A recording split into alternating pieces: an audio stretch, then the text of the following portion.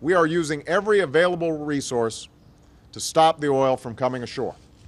Over 1 million feet of barrier boom have been deployed to hold the oil back. Hundreds of thousands of gallons of dispersant have helped to break up the oil, and about 4 million gallons of oily water have been recovered.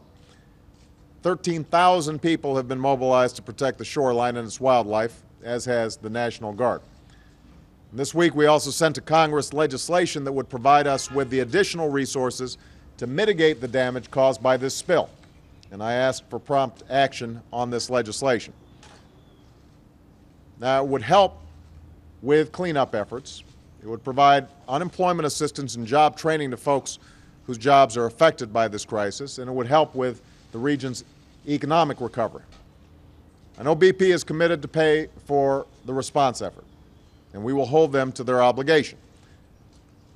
I have to say, though, I did not appreciate what I considered to be a ridiculous spectacle during the congressional hearings into this matter.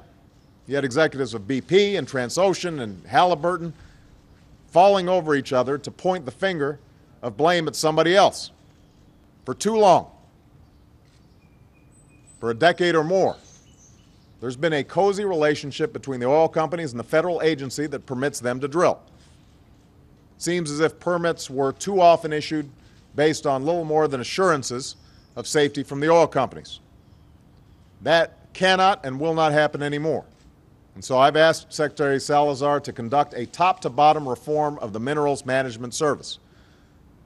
This week, he announced that the part of the agency which permits oil and gas drilling and collects royalties will be separated from the part of the agency in charge of inspecting the safety of oil rigs and platforms and enforcing the law.